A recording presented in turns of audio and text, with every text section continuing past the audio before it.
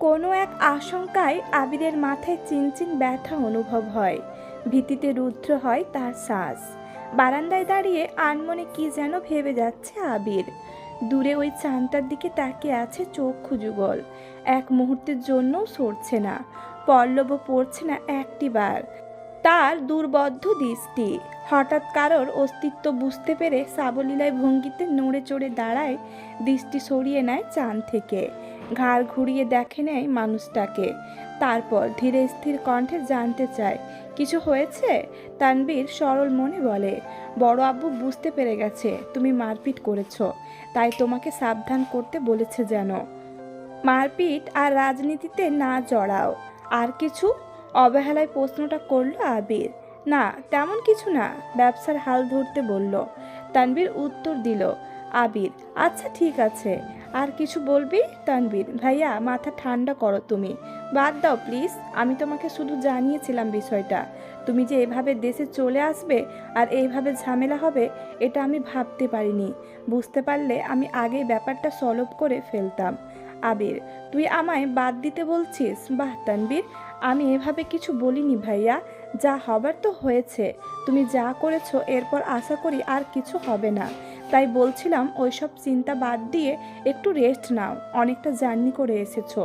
আবির, আচ্ছা তুই এখন যা, এরপর থেকে আমার ব্যাপারে তোকে যেন কেউ কিছু না বলে, এটা সবাইকে বলে দিস। এত বছর বাহিরে ছিলাম, এখন তো আমি বাড়িতে আছি, যার যা কথা সব যেন আমায় বলে সরাসরি। আর আগামীকাল 12টার আগে কেউ যেন ডাকতে না আসে আমায়। তানবীর, আচ্ছা আসছি আমি। এতক্ষণে মেঘে ঢেকে গেছে চাঁদ। অসীম দূরত্বে তাকিয়ে কি যেন ভাবছে ছেলেটা। তারপর রুমে ঢুকে দরজা আটকে ব্যাগ থেকে একটা সিগারেট বের করে বারান্দায় বসে সিগারেট জ্বালিয়ে ঠোঁটে ধরে। দৃষ্টি পড়ে দূরে গাছের পাতার ফাঁকে ল্যাম্পপোস্টের ক্ষুদ্র আলোর দিকে। তার নিচে 2-3টে কুকুর আপন মনে চিল্লাচিল্লি করছে। সিগারেট খাওয়াটা আবিরের নিত্যদিনের অভ্যাস না।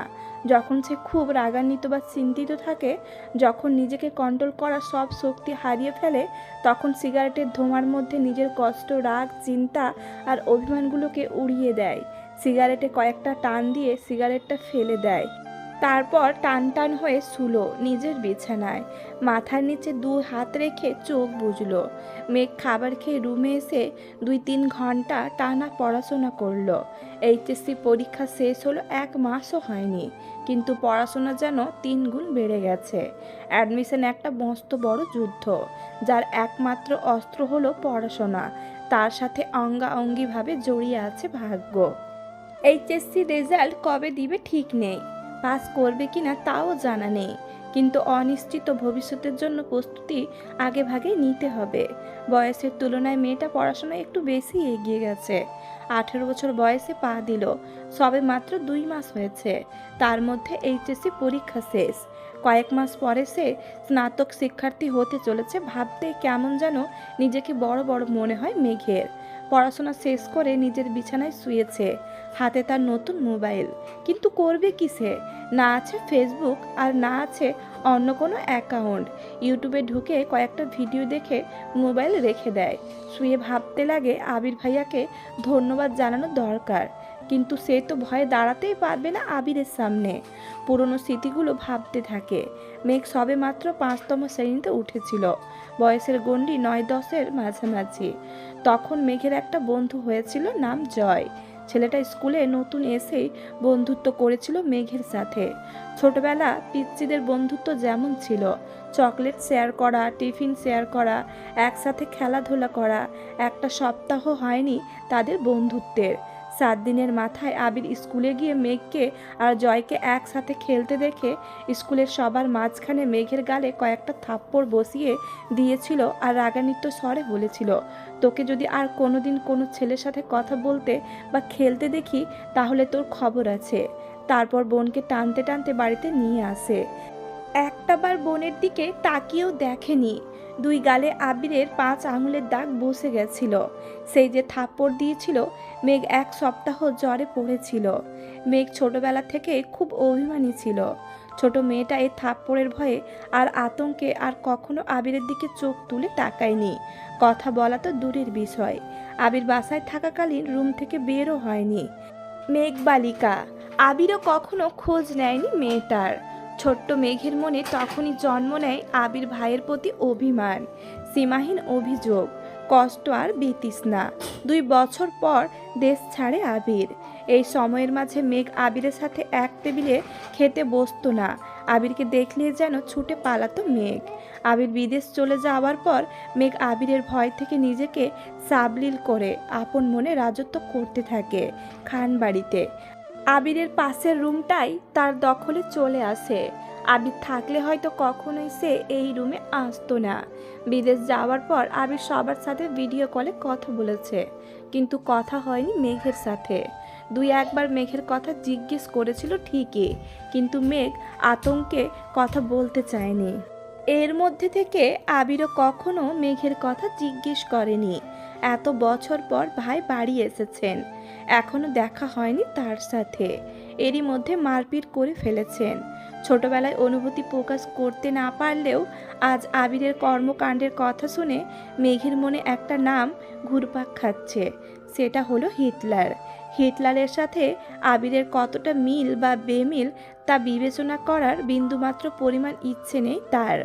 মাথায় একটা চিন্তায় ঘুরপাক, ধন্যবাদ জানানো উচিত, কিন্তু সে কি আদৌ কথা বলতে পারবে হিটলারের সাথে? এসব ভাবতে ভাবতে ঘুমিয়ে পড়ল সে।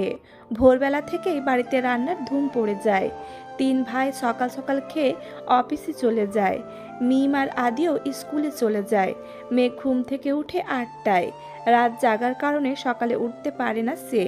মাঝে মাঝে গোসল করে খেয়ে বের হয়, মাঝে মাঝে এমনিতেই চলে যায়।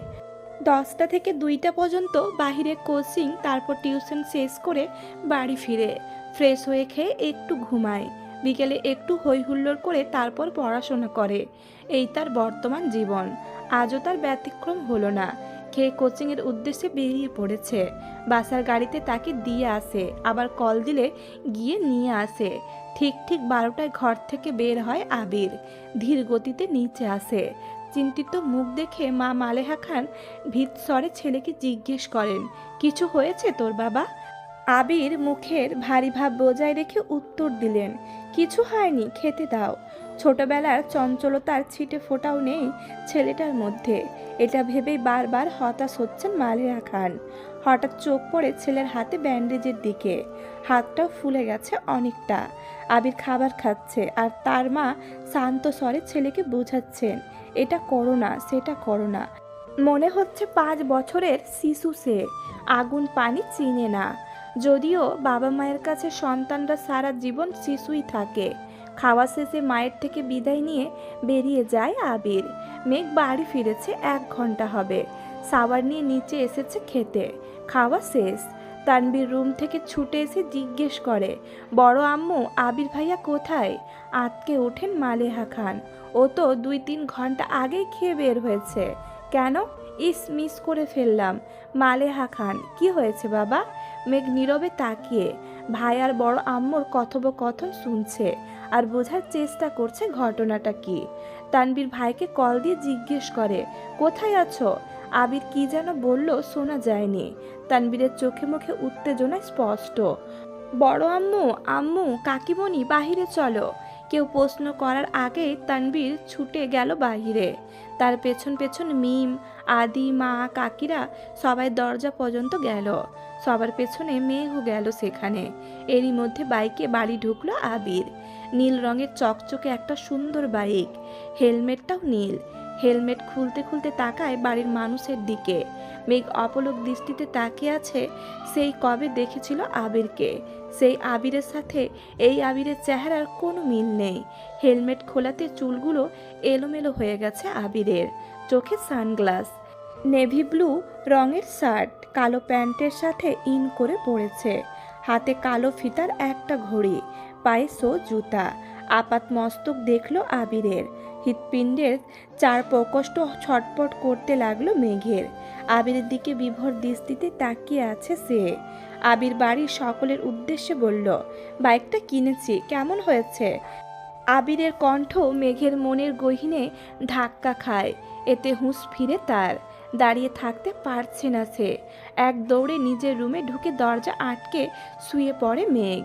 মিমার আদি হই হুল্লোড় করছে, আবির ভাইয়ার কাছে আবদার করছে ওদের বাইকে নিয়ে ঘোরার জন্য। মালেহা খান ছেলের পানে তাকিয়ে প্রশ্ন করলেন, বাসায় 2-3টা গাড়ি থাকার পরেও বাইক কেন কিনলে? আমার গাড়িতে চলাচল ভালো লাগে না, অবলীলায় উত্তর দিল আবির। পিচ্চিরা খুশি হলেও খুশি হতে পারেননি মালেহা খান, হালিমা খান আর সালেহা খান, কারণ এই বাড়িতে বাইক ব্যবহার নিষেধ করেছিলেন স্বয়ং আহমেদ আলী খান নিজেই। তিনি কোনো এক বয়সে বাইকে অ্যাক্সিডেন্ট করেছিলেন, সেই থেকেই বাইক কেনা বা বাইকে চলাচল নিষিদ্ধ করেছেন। ইকবাল খানের খুব ইচ্ছে ছিল বাইক কেনার, কিন্তু বড় ভাইয়ের নিষেধ অমান্য করার সাধ্য নেই তার, কিনতে পারেননি তিনি। তানবীর খুব করে চাইছিল বাইক কিনতে, রাজনীতির সুবাদে অনেক জায়গায় চলাচল করতে হয়, বাইক থাকলে সুবিধে হয়। বাবা মোজাম্মেল খানকে বলেও ছিল সে, কিন্তু বাবার এক কথা, তোর বড় আব্বু বাইক পছন্দ করে না, তোর দরকার পড়লে তুই একটা গাড়ি সবসময় ব্যবহার করিস, তারপরেও বাইক কেনার নাম মুখে নিস না। আবির বাড়ি ফিরেছে 24 ঘন্টা হবে হয়তো, এরই মধ্যে বাইক কিনে ফেলেছে। এর পরিণাম কি হবে তা ভেবেই ভয়ে আটকে যাচ্ছেন বাড়ির 3 বউ। অষ্টাদশীর হৃদয় কাঁপছে, কেমন জানি অস্থির লাগছে সব কিছু। পরিচ্ছন্ন নয়নে তাকিয়ে আছে রুমের জানলার দিকে, দৃষ্টি তার অসীম দূরত্বে। কি জানি কি ভাবলো কতক্ষণ, হঠাৎ ঝলমলিয়ে উঠল মেঘ, সঙ্গে সঙ্গে চোয়াল শক্ত করে নিজেকে নিজে প্রশ্ন করলো, বাই এনি চান্স আমি কি হিটলারের ওপর ক্রাশ খেয়েছি? শ্বাস ঝেড়ে নিজের মাথায় গাঁটটা মেরে মেঘ বলে, ছি মেঘ ছি, কী সব ভাবছিস তুই? কেউ কি তার চাচাতো ভাইয়ের ওপর ক্রাশ খায়?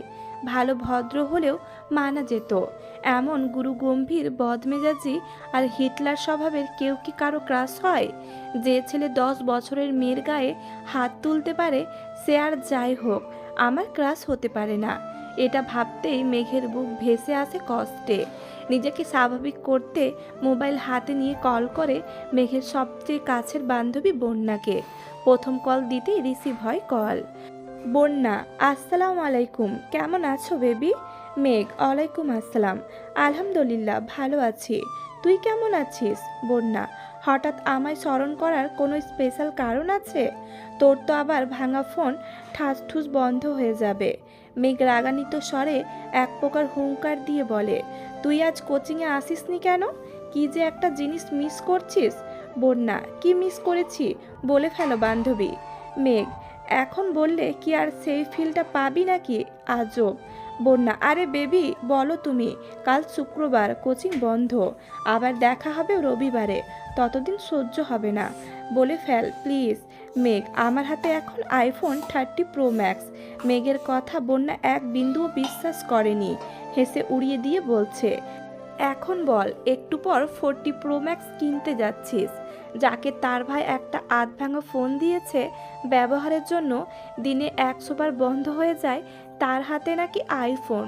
তুই কি ঘুম থেকে স্বপ্ন দেখে উঠলি নাকি? মেঘের উৎফুল্ল মেজাজ আচমকাই বিগড়ে গেল, অভিমানী স্বরে বলল, কাল আবির ভাই আসছেন বিদেশ থেকে, উনি নিয়ে আসছেন আমার জন্য। বন্যা, তাই বল, না হয় তোর যে ভাই সে তোকে এই জীবনে ফোন কিনে দিত না, তোর বাবা দিতে চাইলেও সে আছাড় মেরে ভেঙে ফেলতো। ওয়েট ওয়েট, এই আবির ভাইটা কে রে, যে তোকে ছোটবেলা মেরেছিল? সে? মেঘ মুখ কালো করে উত্তর দিল, হ্যাঁ আমার চাচাতো ভাই। বন্যা, তা তোর প্রতি এত মায়া হলো কিভাবে ওনার? মেঘ, জানি না, শোন তোকে কি বলি। বন্যা, হ্যাঁ বল।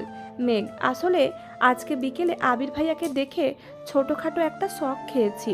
বন্যা, মানে? মেঘ, কি সুদর্শন চেহারা, দাঁড়ানোর স্টাইল, লুক আর অগোছালো চুলগুলো দেখে আমার মনটাই এলোমেলো হয়ে গেছে। আমি মনে হয় ওনার ওপর ক্রাশ খেয়েছি। মুখ ফুলিয়ে শ্বাস ছেড়ে একটু ধাতস্থ হয়ে গুরু গম্ভীর স্বরে বন্যা বলল, তোর মাথা ঠিক আছে মেঘ? তুই এত বছর যাবৎ বলছিলিস ওই মানুষটা তোর শৈশব নষ্ট করে দিয়েছে, আজ কৈশোরে পা দিতেই ওই মানুষটার ওপর ক্রাশ খেয়ে ফেলছিস। মানুষ রং বদলায়, কারণে অকারণে বদলায় কথাটা এতদিন শুনেছি, কিন্তু আজ তোকে দেখে মনে হচ্ছে এই কথাটা 100% সত্যি। না হয় যাকে এত বছর শত্রু ভেবে এসেছিস আজকে তার কথা অবলীলায় বলে যাচ্ছিস। বা মেঘ বা। মেঘের নীরবতা বুঝতে পেরে বন্যা আবার বলা শুরু করলো, এইসব কোনো বিষয় না বেবি, হঠাৎ করে দেখেছিস তো তাই আহামরি সুদর্শন লেগেছে। বিষয়টা মাথা থেকে ঝেড়ে ফেল, দেখবি সব ঠিক হয়ে গেছে। আমরা না দুইজন দুজনকে কথা দিয়েছিলাম একজন বিপদে গেলে আর একজনকে সামলাবো, ভুলে গেলি? স্পষ্ট বোঝা গেল মেঘের বদলে যাওয়া অভিব্যক্তি।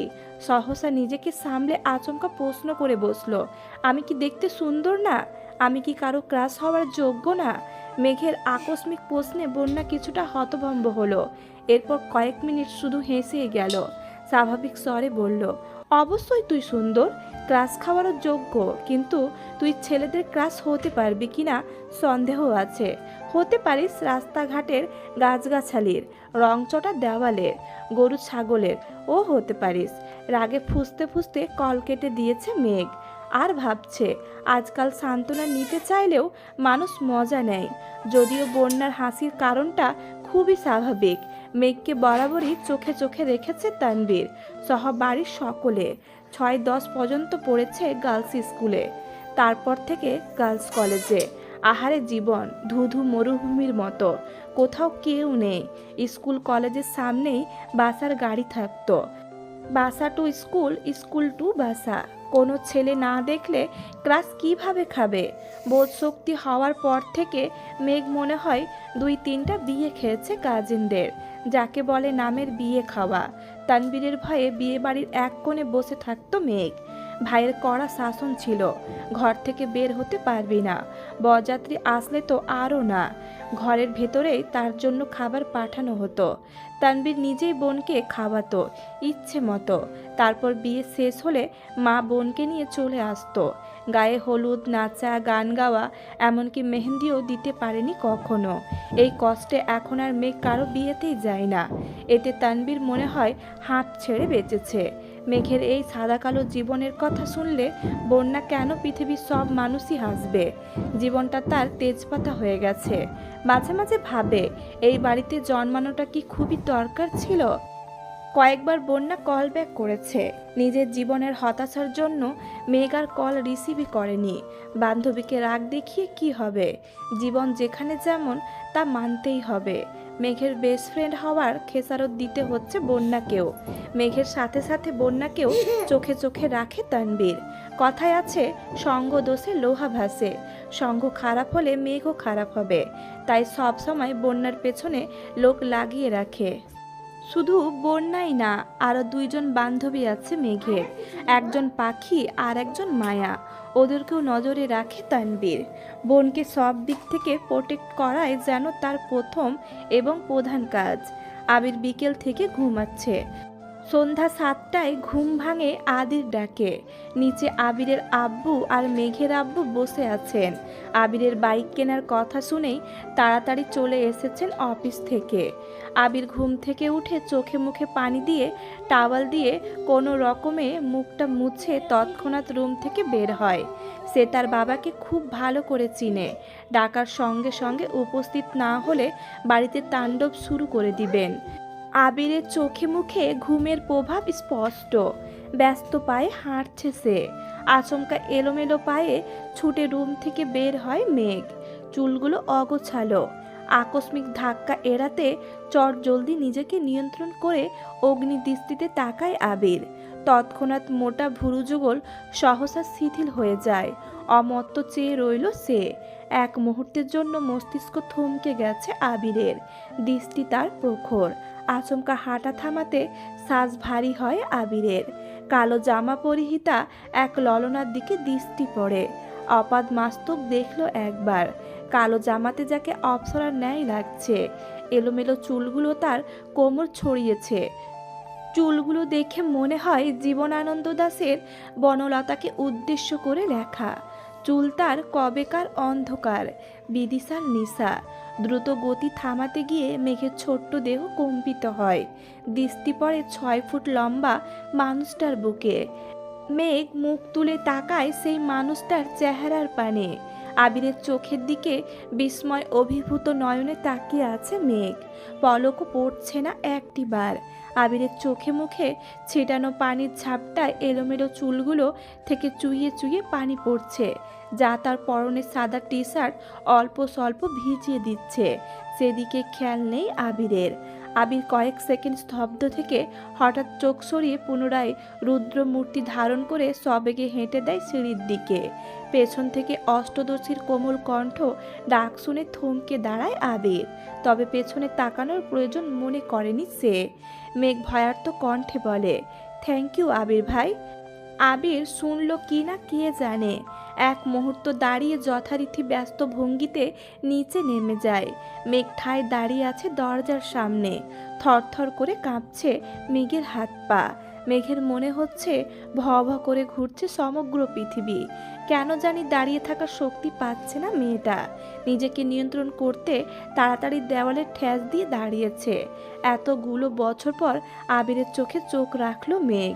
ভেতরটা ভয়ে আটকে উঠছে বারবার। অন্তরাত্মা শুকিয়ে যাচ্ছে মেঘের। সোফায় বসে আছেন দুই ভাই।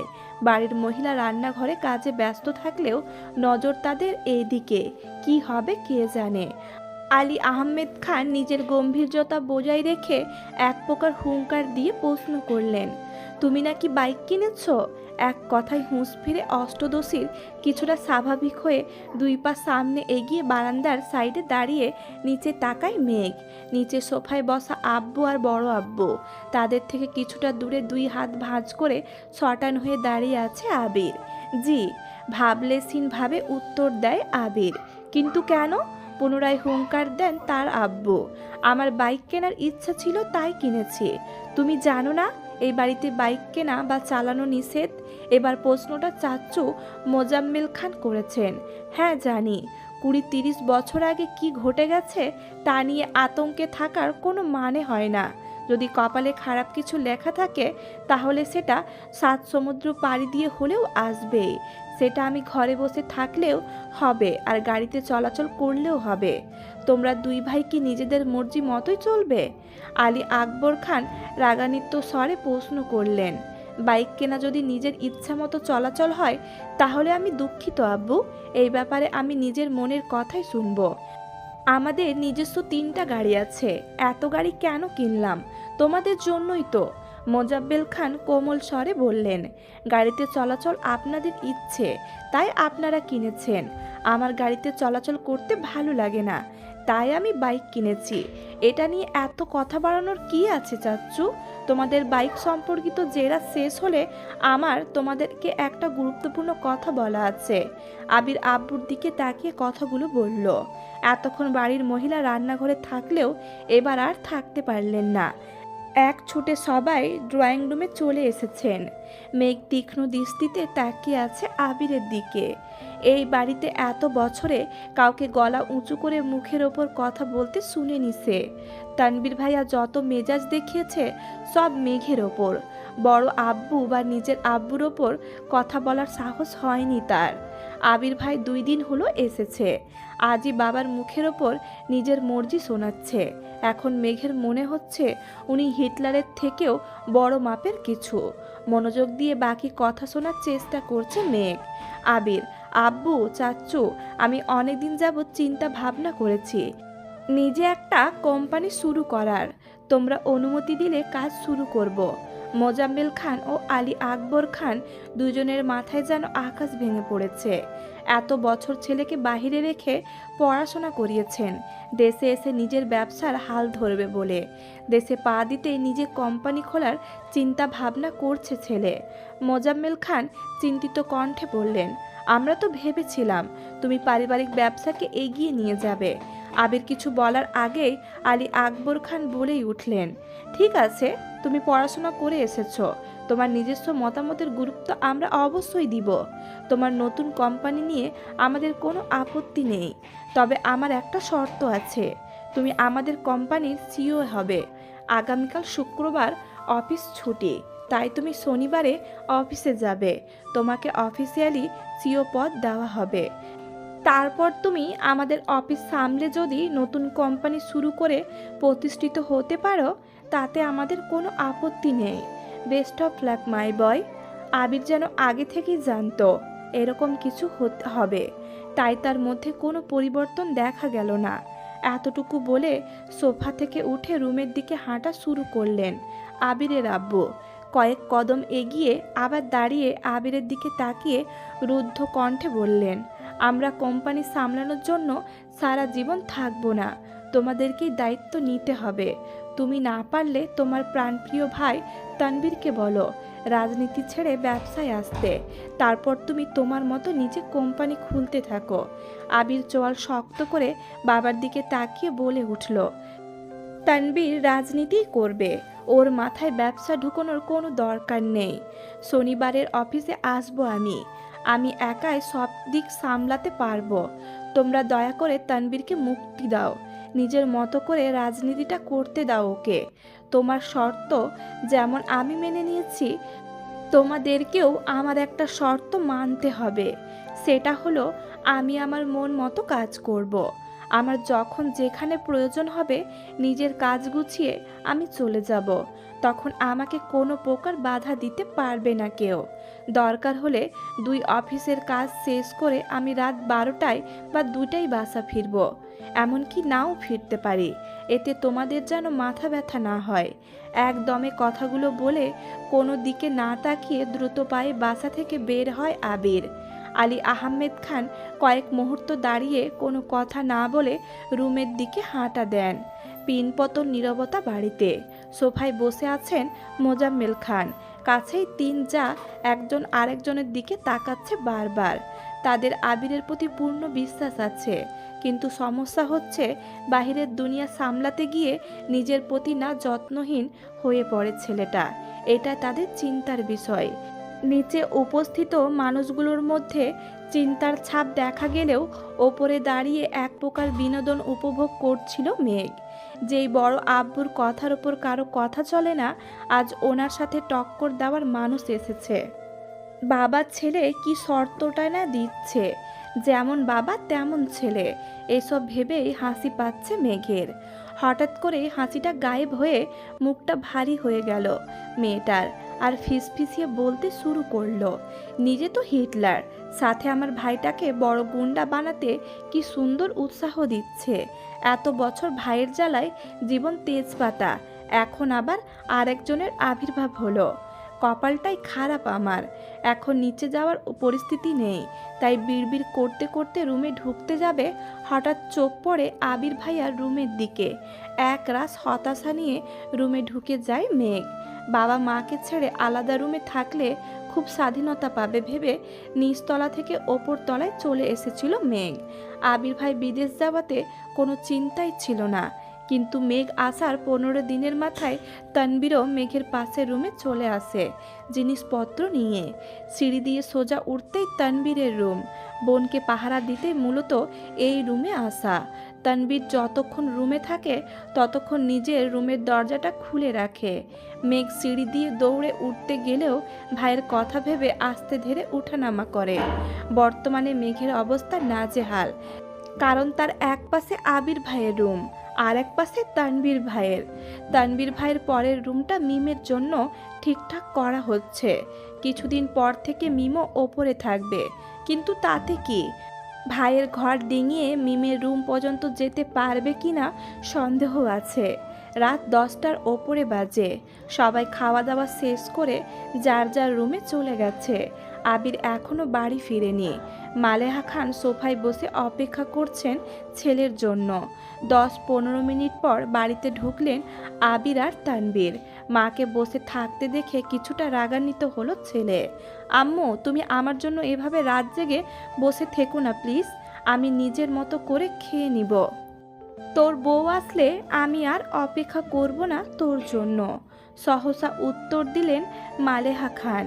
বড় আম্মুর কথা শুনে সশব্দে হেসে ওঠে তানবীর। আবির ঘাড় ঘুরিয়ে তাকায় তানবীরের দিকে। সঙ্গে সঙ্গে তানবীর হাসি থামিয়ে ফেলে। নিঃশব্দে হাসছে সে। তানবীর বরাবরই ভীতু প্রকৃতির।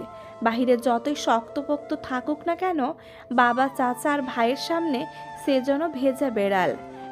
এতদিন যত কাজই থাকতো, ছেলেটা 8টা থেকে 9টার মধ্যে বাড়ি এসে সবার সাথে খেতে বসতো। কিন্তু আবির ফেরাতে টাইম শিডিউলই কিছুটা পরিবর্তন হয়েছে ছেলেটার।